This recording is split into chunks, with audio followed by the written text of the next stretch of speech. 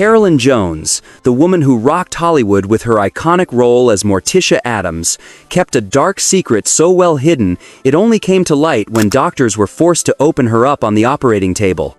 During the peak of her dazzling career, few knew she was silently battling a private nightmare, but everything unraveled during a fateful flight. She vomited blood and was rushed into emergency surgery. What doctors discovered inside her body was nothing short of horrifying. Don't miss this video to uncover the secret she kept buried for nearly 40 years. But not everything in Carolyn's childhood glittered.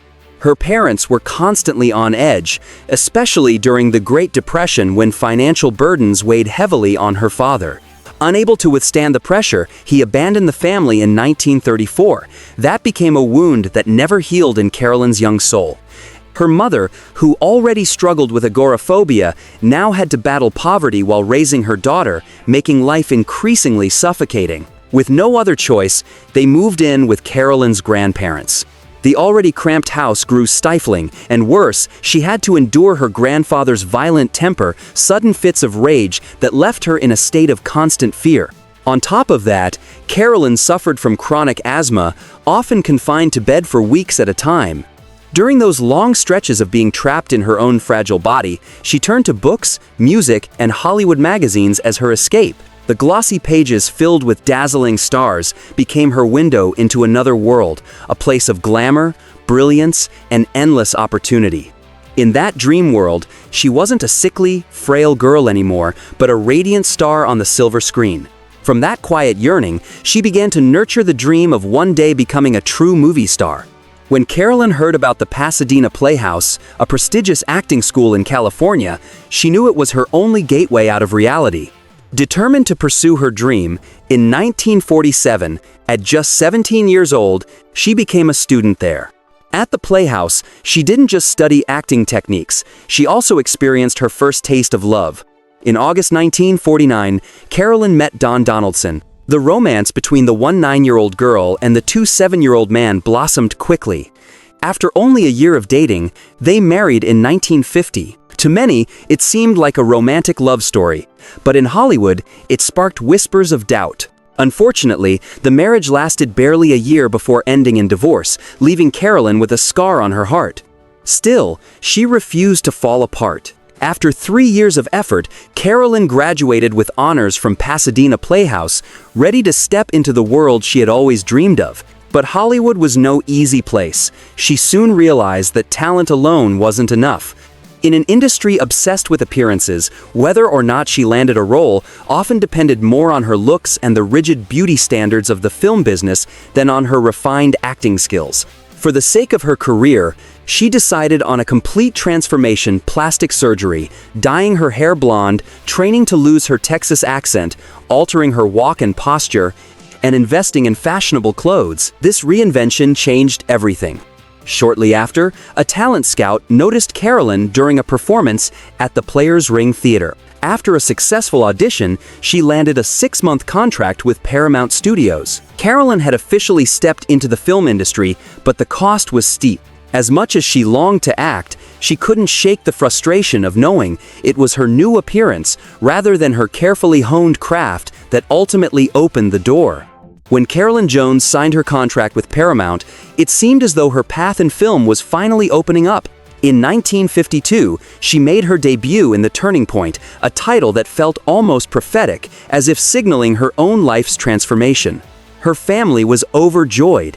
Her mother wept with pride, while her grandparents danced in their small living room. But the glory quickly faded. After her debut, Carolyn landed only 2 minor, unimpressive roles before Paramount ended her contract. What had seemed like a dazzling beginning soon dissolved into a disheartening silence, with Hollywood nearly forgetting her. Financial troubles hit hard. The modest pay from Paramount was nowhere near enough to cover the high cost of living in Los Angeles. Things became so difficult that her younger sister, Betty, had to move in with her to help shoulder the rent. To survive, Carolyn took on any role she could find, from small films to stage productions. She returned to the theater lights at the Preston Sturges Players Theater, a place that not only gave her work, but also introduced a new chapter in her personal life. There, Carolyn met Aaron Spelling, a young screenwriter still finding his footing in the industry. Between them, a strange yet undeniable connection blossomed. Both were ambitious, driven by a hunger to make their mark in entertainment. Most importantly, they shared a sense of humor that drew them closer together. In 1953, fortune smiled on Carolyn once again. She was cast in House of Wax, one of the very first 3D films ever made. Her role was small, but the film became a worldwide sensation. For the first time, critics began to take notice of Carolyn, offering her words of praise. In the cutthroat world of Hollywood, her name was beginning to carve out a place of its own. Her star was rising on the horizon, and everyone believed she was on the verge of true stardom. But while her career was on the rise, her love life took a complicated turn. Carolyn was certain Aaron was the man of her life, and she waited for a proposal. Yet Aaron, though deeply in love with her, hesitated. He believed he couldn't marry until he had a stable career and the financial means to provide a secure home. Carolyn, however, was impatient. She hated delays, hated feeling passive, so she boldly took matters into her own hands. It was Carolyn who proposed to Aaron. In April 1953, the two officially became husband and wife. But Carolyn was never the image of a 1,950 seconds housewife. From the very beginning, she made it clear that her career came first. To her, having children just to fulfill a woman's duty was unfair. She openly admitted she didn't want motherhood to overshadow her artistic ambitions. It was a bold, almost rebellious choice against the standards of the time, but Carolyn stood firm. Meanwhile, fortune knocked on her door again. A casting director at Columbia Pictures noticed her and believed she was perfect for a major upcoming project from here to eternity. He promised that if the audition went well, the role would be hers. To Carolyn, this wasn't just another chance. It was the golden ticket that could place her among Hollywood's true stars. But cruel fate turned its back on her once again. On the night before the crucial audition, Carolyn was struck by a raging fever from pneumonia. Her temperature soared past 104 degrees Fahrenheit, and she was rushed to the hospital in critical condition. The dream role, one she believed would secure her stardom, slipped away and went to Donna Reed instead. Ironically, that very role won Reed the Academy Award. For Carolyn, it was like having her future stolen right before her eyes. The disappointment plunged her into a deep crisis. She feared her moment to shine had vanished forever.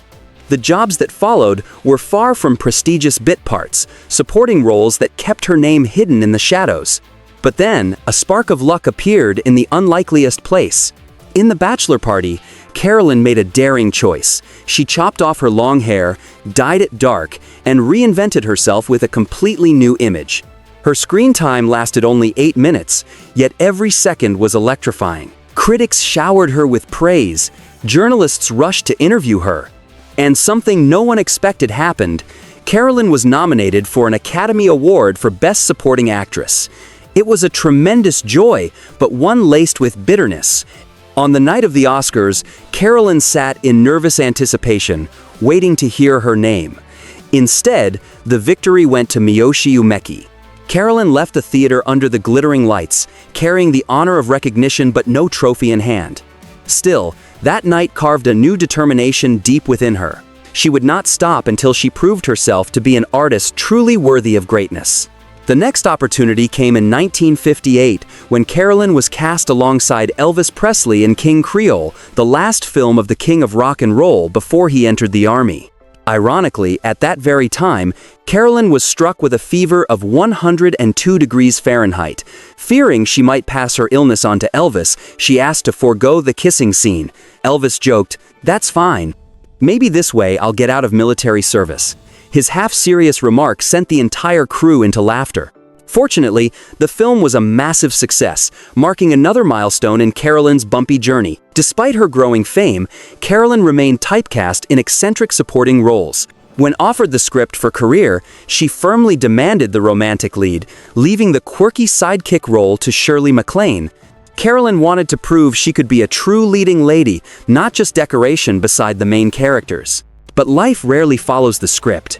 The film turned out to be a box office failure, though many critics praised it as Carolyn's most nuanced and profound performance. For her, it was an artistic triumph, but a commercial disappointment, a paradox all too familiar in Hollywood. Behind the scenes, Carolyn began to immerse herself in the glamorous lifestyle of the Hollywood elite. She and Aaron Spelling, by then a well-known screenwriter, built a lavish 13-room mansion, filling her closets with furs and jewels. To the public, Carolyn maintained the image of a radiant star. But in truth, major scripts grew scarce, and the press mentioned her name less and less. Meanwhile, Aaron's career soared unexpectedly. He was emerging as one of television's most promising writers. The imbalance became painfully clear. From once being the center of attention, Carolyn gradually turned into a shadow beside her husband. Worse still, Aaron developed suspicious habits, frequently away at night with vague excuses. Bit by bit, trust eroded, and by August 1964, their more than decade-long marriage ended in divorce. At only 34, Carolyn seemed to be watching every part of her life collapse, but she had no idea she was about to step into the greatest role of her career. Until then, Carolyn had repeatedly turned down television offers, clinging to her dream of being a film star. Yet, an irresistible proposal for a daytime TV role made her reconsider. The character was eccentric, dark, and laced with humor, almost as if it had been tailor-made for Carolyn. In 1964, she officially joined the cast of The Addams Family in the role that would define her career, Morticia Addams. When The Addams Family first premiered on the 18th of September 1964, many viewers were shocked by the sizzling on-screen chemistry between Carolyn's Morticia and her husband Gomez. Their bold displays of affection scandalized conservative audiences. But the chatter about their on-screen romance was nothing compared to Carolyn's real torment. The infamous Morticia dress, though glamorous on camera, was pure torture.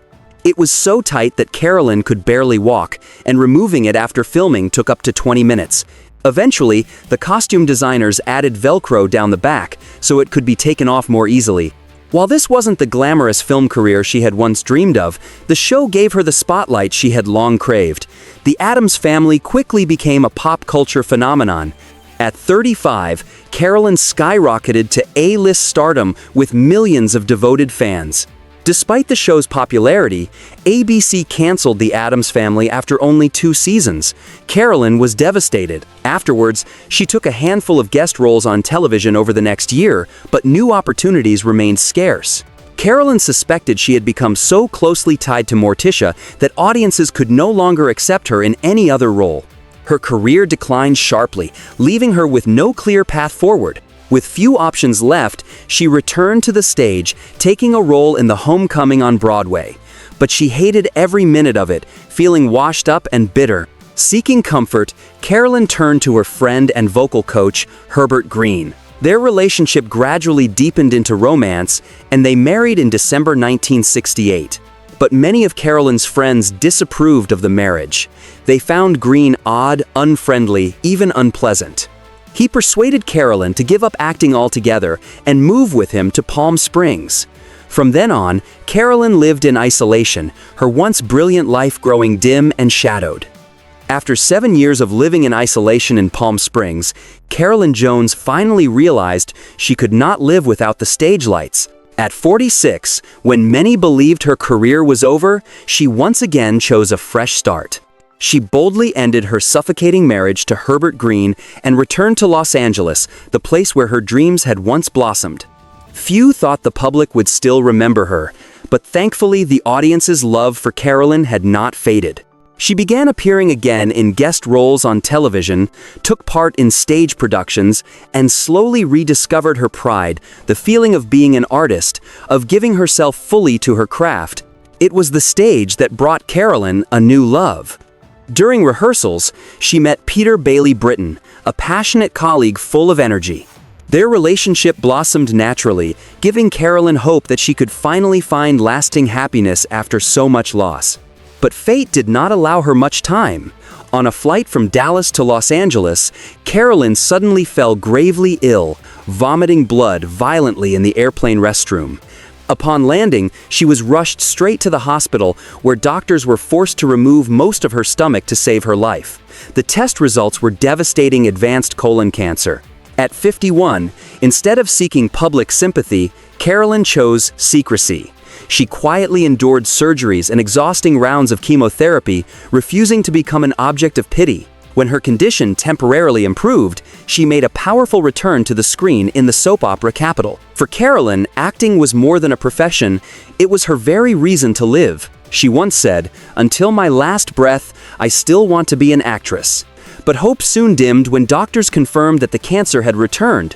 Even then, Carolyn would not surrender. She continued to appear in Capital, even when her body was so weak she had to sit in a wheelchair to finish her scenes. Behind the makeup, beneath the lace cap and ribbon that hid her hair lost to chemotherapy, she still carried the proud aura of a true star. In September 1982, Carolyn and Peter held a simple yet deeply emotional wedding. She wanted to look radiant on her big day. And with all the strength she could muster, Carolyn appeared as a glowing bride, defying the pain that ravaged her body. It was a moment that affirmed both love and the pride of a woman who had once captivated millions.